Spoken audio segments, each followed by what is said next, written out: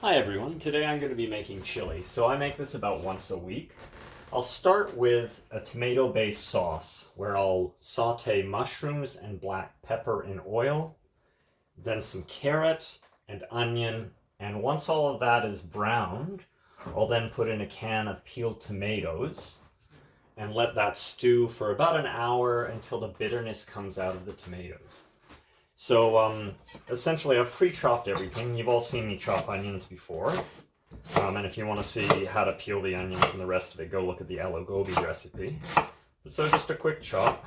It's being cooked for a long time. If you have small children who don't like onions or mushrooms, you chop them a bit finer.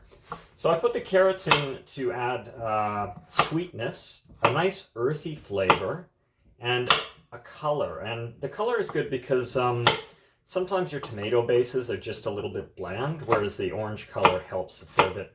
It also, if you live in a place like I do where it's raining a lot of the time, it actually helps with your skin tone as well. You get a nice orange color to your skin. So with the carrots, I just chop them a couple of times to get them fairly small for this dish. You know, they don't necessarily need to be in there. And then once I've got a few of them, I'll just line them all up and chop them the other direction. And these will cook down to not quite nothing, but fairly small, so you don't have to worry about, you know, people asking you why there's carrots in your chili and things like that. Mushrooms, I'll normally try and find a flat side, and then stack them all together so you don't get big chunks in this particular dish. Now, if you have children, you know, you might flip it the other way around, people who don't like mushrooms in their dishes. But this is really important with a vegan meal because it gives you a lot of that meat flavor that you don't get otherwise. So again, just flatten the edge, keeping your fingers and thumb, especially your thumb back. It's easy to let your thumb fall in front of your forefinger, in which case it will probably get cut. Okay, so that's essentially just cutting. Alright, so I've now just brought some oil to temperature. Here you can see the veggie ground round that I'm going to use. Some cumin that I'll brown, some store-bought chili powder that will be added in, the garlic, and the habanero pepper. So now, before that gets too hot, I'm going to add in the mushrooms and a little bit of the garlic. And then I'm going to make sure I keep stirring that in. Don't want the garlic to burn. And I'll just keep adding that. And then let that fry for a little bit till the mushrooms have stopped sweating, and then I'll add in the carrots. Okay, so the mushrooms are going quite well. They've been in there for a couple of minutes. I just keep moving them around. I'm just going to add about 7 twists of black pepper because I like the way the black pepper and the mushroom go together in that initial fry-up. Okay, so the mushrooms have been on high heat for a bit now. Getting a nice smell. They're coating the pan nicely. They haven't started to burn.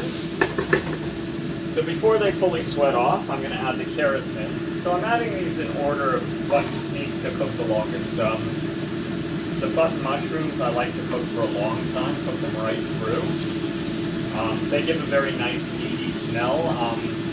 And they don't burn initially, so they can go in early. And then the carrots, start to stir those in, and just want to start to scald everything a little bit.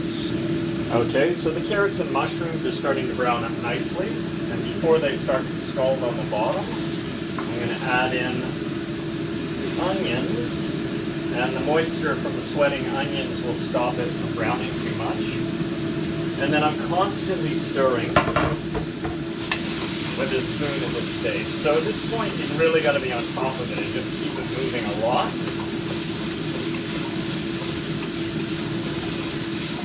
There we go.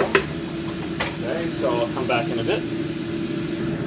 Okay, so now the mushrooms, carrots, and onions are starting to give off a nice smoky smell. They're just starting to carbonize the bottom of the pan. Not quite. Just starting to see a little bit of carbon forming. And this is the same for the aloo gobi, the chana masala base, or sorry, not aloe gobi, but the chana masala. If I'm making a pasta sauce, I'll use that same kind of trinity of mushrooms, carrots, and onions. And now as it's starting to scald, I'm going to add the tomatoes that I showed you earlier, and that will deglaze the bottom of the pan. Now, I'll just quickly add water to the same can and rinse out the can, because I actually like the cans to be clean, and I don't want to waste that bit of tomato anyway. And this needs a lot of water. So essentially, now that that's in there, I'm going to give it a quick stir. Make sure that I'm not burning on the bottom. So you can hear sometimes like there's little pockets where the fluid didn't quite get to. And then I'm going to take a look at it. It's got a good amount of fluid in it, so I'm not worried about it burning. And now what you really need to do is let your tomato base simmer kind of on a low boil. There should be bubbles, but not so much that it's splattering all over the kitchen. I can now turn off the fan because I don't kind of have oil smells around. And you can hear it bubbling away, so it's bubbling quite well. So I'm just going to quickly show you that, if I can get the camera in here without steaming up. But, you know, it's giving off a nice tomatoey smell. The using good quality tomatoes, like an Italian tomato, in North America, I guess they probably just can the worst of the tomatoes, so it often takes a long time and they're bitter. But with the carrots and enough time on the stove, it'll sweeten up nicely and the bitterness will come out of it. And then, you know, I'll start to move on to preparing the peppers and other things. So those beans will go in very soon after the chili pepper because I want those to amalgamate. And then the black beans I'll save till the last to kind of give it a bit of character. So, you know, now I'll just start on to prepping up the peppers. So I've got 3 nice red peppers and a zucchini. I'll probably use about half the zucchini in this dish. And so with peppers, I tend to cut off one face, another face. Try not to get too many seeds on the board because that's when, you know, it just takes longer to clean up. And then at a certain point, you can hopefully just get the core right out of there. And then, you know, depending on how much of the core is left, you might bring that back and just chop it up. Now, once you've got strips or whatever, just kind of even those up. Get any lumpy bits off to the side. And then, depending on how comfortable you feel with your cutting skills. And then with these, I'm going to leave these in the dish, so I actually want to see these later. So I'm not cutting them too small or too large, because they're kind of part of the showpiece of the dish. And then I'll just continue on like that. Now with the zucchini, there's a bit of a trick. I cut off however much I want to use, and then you can actually fuse this back on. So if you leave that for a few minutes off to the side, that end is just going to fuse back on there, and it basically just stops it going bad as fast. So with the zucchini, I kind of cook the skins and the flesh slightly differently, because you want different things. Now in my house, people don't like zucchini, or they don't like to see it. They don't mind eating it. So I actually cut it up fairly small.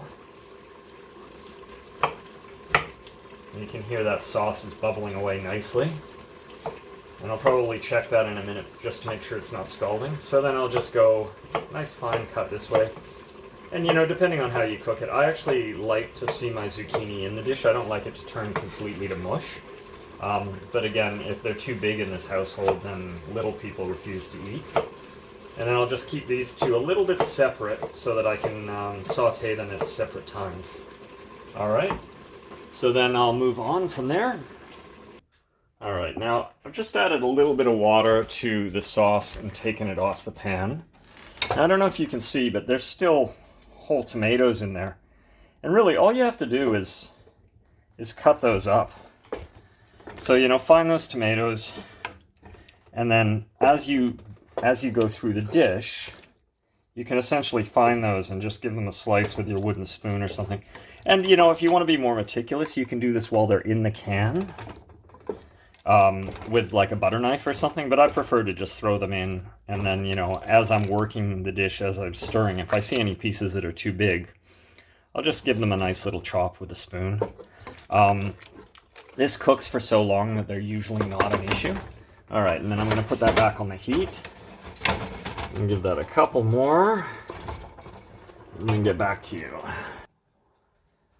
So my peppers and zucchini are chopped up. My sauce is just bubbling away nicely. I haven't added any chili or anything yet. Now I'm going to see if I can move you a bit closer. And now what I'm going to do is I'm going to take the ground round, which is just a store-bought imitation ground beef. I'm going to heat up a pan with a fair bit of oil. Now remember, you know, when you cook a hamburger or something like that, imagine the amount of oil that comes off. There isn't any of that oil in here. What I'm going to do now is brown this up to get that nice, that mouthfeel, the chew that you'll have with a, with real ground beef. Now right here I've got a habanero pepper. So I don't know if that shows up very well, but this has been just a dried habanero pepper with a little brown sugar and salt, so that I could keep them. I had a friend who grew these, so they're somewhat exclusive. They're very spicy. They make your face go a little bit numb, so you've got to be very careful, and it takes a little while to figure out how to use these. If you're using a whole one, you have to be incredibly careful not to get the seeds in your dish, and really figure out a way to how to get it out of your dish in time. So I'm going to give that a nice mince. I've got a good pile of garlic right here. So I don't know if this still shows up, but I just minced up that that habanero. I've got some garlic here, and then I've got my pan, which is heating up nicely. I'm just going to move the cumin and the chili pepper out of the way for now. We'll deal with those in a minute. So now I'll put a bit of garlic into the pan. So that gives me an indication of how hot it is when that starts to sizzle and brown. And then stir that around so it's evenly coated. Put in the habanero. And I'm going to grab a different spatula. I like wooden spatulas. Nicer feel. Some people don't really like using metal on metal when they're cooking for various reasons. So just stir that around. So that's coming to heatness. Now you want this fairly hot before you add the round. And so I just chop it. And then if you want to be a little more meticulous, you can then kind of chop this into slices, because you're going to lay this face down to brown to start with. So now that this is starting to get to the point where I don't want to brown up the garlic too much, then I've just put this face into it. Okay. I'm going to give my hands a quick rinse before I touch the camera. So that's a very high heat. And then, there we go. Let's see if I can hold this and do this at the same time. It's kind of hard to do. So I'll just split these up. Try and cover the whole surface area. Now, because I don't have the fan on, this gets a little bit choky. You can actually feel this in the back of your throat. So what I'm trying to do here is cover the whole bottom of the pan so that I don't have too much burning happening. Everything is evenly coated with something cool. So when you put in the ground round, you've added something cool. Even with a cast iron pan, it'll slow the cooking a little.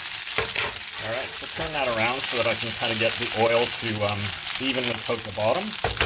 Alright, so I'm going to leave that sit on a fairly high temperature and then check it in a few minutes. I'm just going to turn on the fan now. Alright, I'll come back in a second. So the pepper's all ready to go.